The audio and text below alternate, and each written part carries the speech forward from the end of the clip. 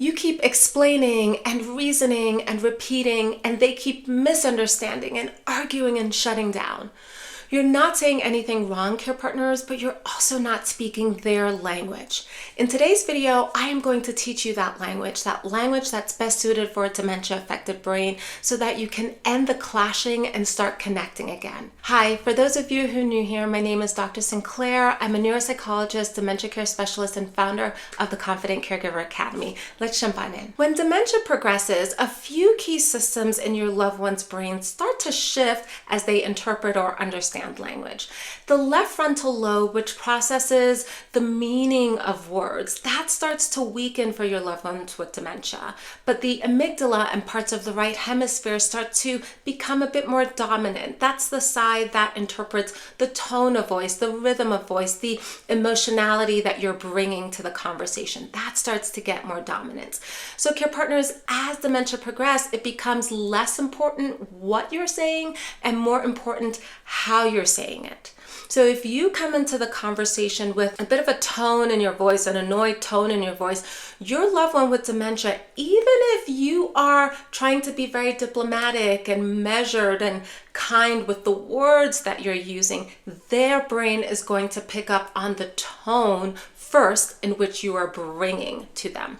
Okay, so even if you're being very measured and intentional with your words, if you have a bit of an annoyance or a bit of anger in the tone or your affect, your facial expression, their brain is going to pick up on that first. And it's going to make them feel unsettled inside, and they're probably going to lash out or be frustrated with you or match that energy.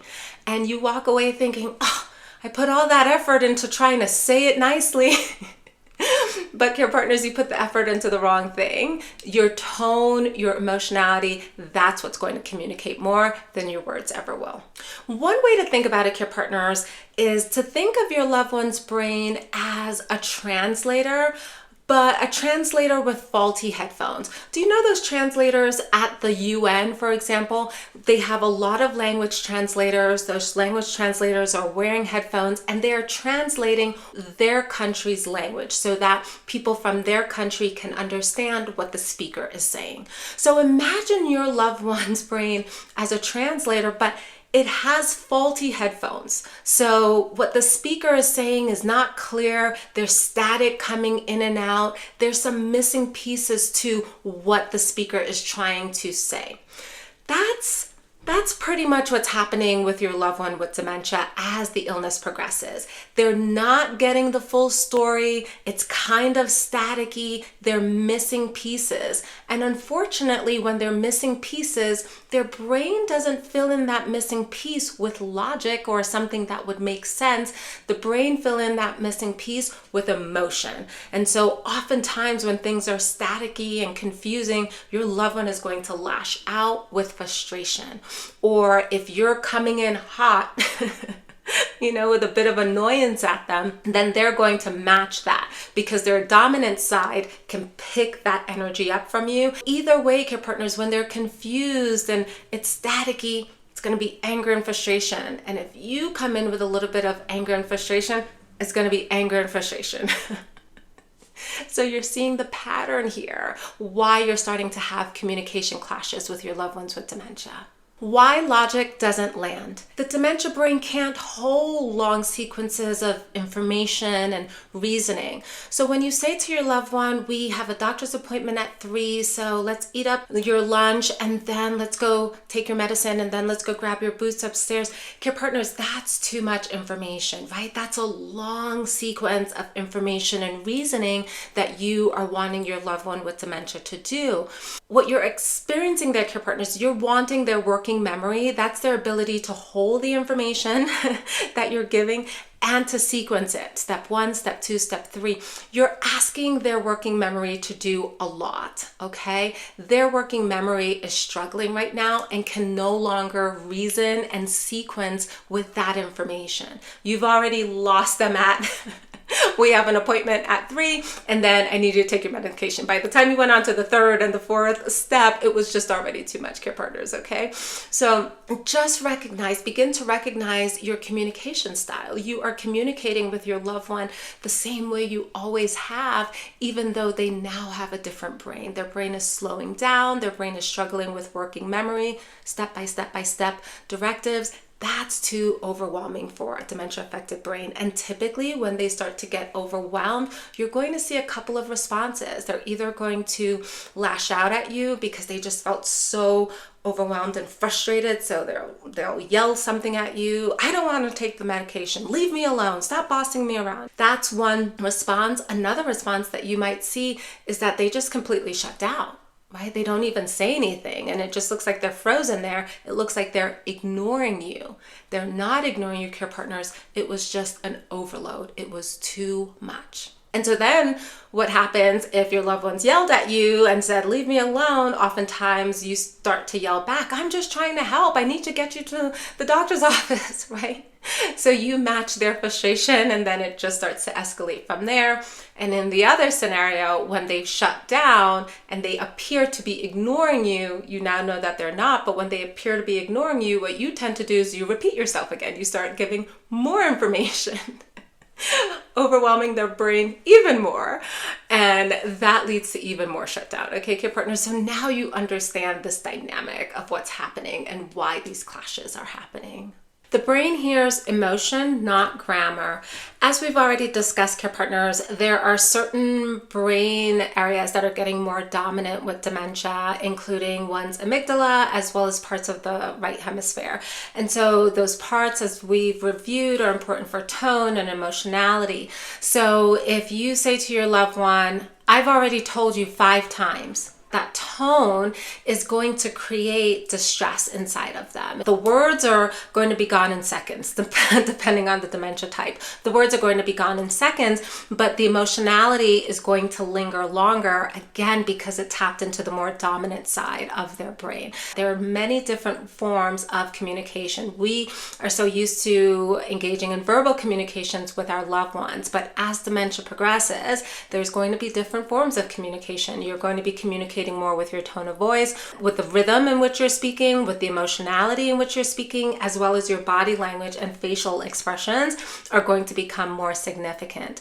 Keep that in mind as you're communicating with your loved one. Can you bring a lighter tone, a more rhythmic, calmer tone to your communication style with your loved one? And can you pair that as well with visual cues? So in the example that I just gave here, I've already told you, right? If your loved one is coming to you repeatedly, then they are struggling to hold on to the information that you've shared with them for various reasons. It could be memory issues, it could be executive function issues. For various reasons, their brain with dementia is struggling to hold on to the information. So then you will need to communicate with them in a different form. If the verbal isn't landing and staying with them, then it might be time to bring in whiteboards or Post-it notes or other assistive devices to help with your communication style with your loved one. Okay? We have a saying in the field in dementia care that emotion is comprehension. And the reason for that is because when we bring a more positive emotion to our patients with dementia, then we often see their style, their understanding, their comprehension is also improved. Okay, so in dementia care, emotion is comprehension. Okay, so keep that in mind and let that become your mantra. The next concept to understand with communication, care partner, is short sentences, long pauses. Care partner, it's important for you to understand that by virtue of your loved one having dementia, their brain is processing information slower because of the dementia changes that's happening progressively or because of the damage that's already happened to their brain.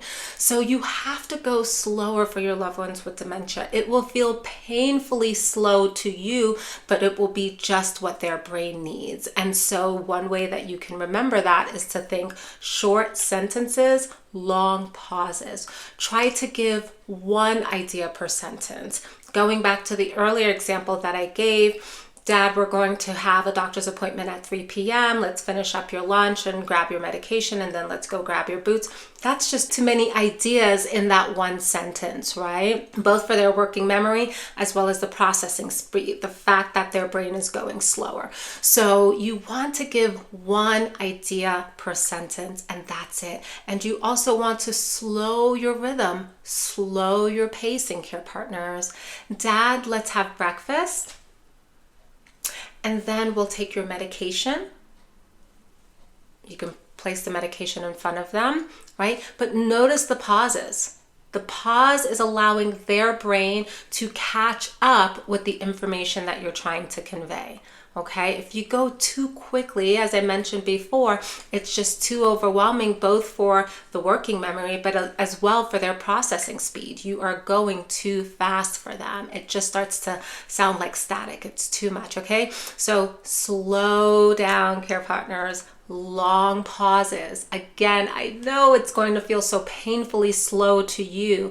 This is the new way that you have to communicate with a dementia-affected brain. If this is helping, care partners, if no one's ever taken the time to explain how communication is going to shift with your loved one with dementia, then please go ahead and like and subscribe. That lets me know that I'm giving you the information that you need, and it helps to get the information out to other caregivers who have equally not gotten that information as well.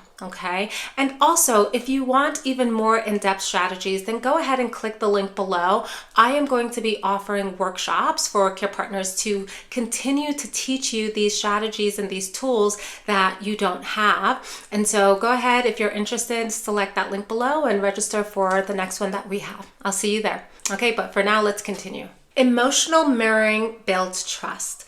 Care partners, I know that I've been talking to you about tone and coming in with a more energized, positive tone. I do want to offer a bit of a disclaimer here, though. If your loved ones are upset and they are communicating sadness or upset to you, that may not be the best time to bring in a cheerful tone. Imagine someone is sharing their heart and soul to you and you're coming in with a cheerful tone, trying to be happy. That is going to feel invalidating to them. If your loved one is communicating sadness or upset, instead what you want to do, care partners, is to mirror that experience that they're having. I don't mean you become sad and upset, but what I do mean is think about, if you're sad or upset, what is it that you want to see? You want to see concern on someone's face. You want to see a bit of reassurance from that person, right? That's what we're communicating. When we are upset, we are needing reassurance in some way, or support, or a feeling of safety. So if that's what your loved one is communicating, if they're upset about something, even if the thing that they're upset about is unrealistic or it's not true, it didn't happen, still offer a bit of reassurance to them. And so that's how you begin to mirror that experience, okay? They are upset or sad or angry, and you are going to match by offering what they need: reassurance, safety, a bit of comfort. A gentle touch can go a long way when someone is upset. You can sit beside them, hold their hand. You can even start to co-regulate by tapping on them. I'm so sorry that that happened. I'm here for you, though. A gentle squeeze or a gentle tap on their hand or on their leg if you're sitting next to them, just offering a bit of reassurance and support and safety. Again, we are communicating with more than our words. We're communicating with touch. We are communicating by offering a reassuring affect, a reassuring face, okay? If you've taken nothing else from today's video, you are taking the fact that there are lots of different ways to communicate with a dementia-affected brain, and one of the ways is going to be touch and affect and your tone of voice. Repairing after a communication breakdown. Communication breakdowns are going to happen, care partners. You guys are going to butt heads. You guys are going to argue and disagree from time to time. Even if your loved one with dementia struggles to remember the conversation, they will remember how you made them feel afterwards. And this is dementia as well as those of us who don't have dementia, right? We are going to remember how someone made us feel. And so keep that in mind with the repairing process. A simple, I'm sorry I upset you. I'm sorry I moved too fast for you. I want you to feel safe with me. You're supported here with me. I love you. Those are the ways to repair those communication breakdowns. They're going to happen. Give yourself grace. You're learning this whole new language. There are going to be times when your furrowed brow sends the message that you weren't intending, and then there's a fight, right? Those moments are going to happen, care partners. Give yourself grace. What I encourage you to do when they do happen is to repair immediately. Let's start to replace some of that intense emotionality with calmer emotionality, okay? And I'm sorry I upset you goes a very long way, dementia or not. As a psychologist, I strongly believe that repair is the most powerful communication skill that we have, and enough of us don't use it. I'm sorry I upset you goes a very long way, and for a lot of reasons, some people struggle to do that. You are not going to make that mistake here in dementia care. There's just not enough time to waste in holding on to these disagreements. Okay, good partners? The power of rhythm and ritual. Familiarity is soothing to our brains, dementia or not, but particularly with dementia. So if you can say the same thing in the same tone at the same time, it starts to build a consistent pattern for your loved one. And again, it signals the cue of safety to them. That is what we are trying to target here in our communication style. So for example, going back to the medication, if you say to your loved one, "Hon, it's time for your medication now," and we're saying it the same tone, the same rhythm, the same time of day, the brain starts to anticipate what's coming. And that's what a dementia affected brain needs. And this is the point, care partners, where it's time for a bit of a mindset reframe, okay? So grab a pen and paper and just jot this down. I want for you to remember, care partners, that you're not failing to communicate. I say this in just about all of my videos, that you're not failing, because I know that you guys are so hard on yourselves.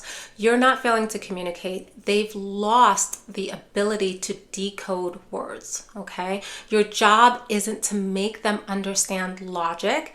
It's to make them feel safe enough to trust you in your communication style. You are tapping in to this new brain that they have, this new way of communicating. You didn't know this before. You know it now. I hope, care partners, that you now feel empowered and motivated by knowing that even though words are failing your loved one with dementia, emotion is going to be that bridge to connect with them still. So go ahead and try out some of these tools that you've learned in today's video. And if you want to go even deeper, then I do offer coaching as well as a community in the Confident Caregiver Academy. If you want to learn more about it, then just go ahead and select the link below. Or if you're interested in our workshops, go ahead and select that link that's there, and I'll see you in the next one. Bye.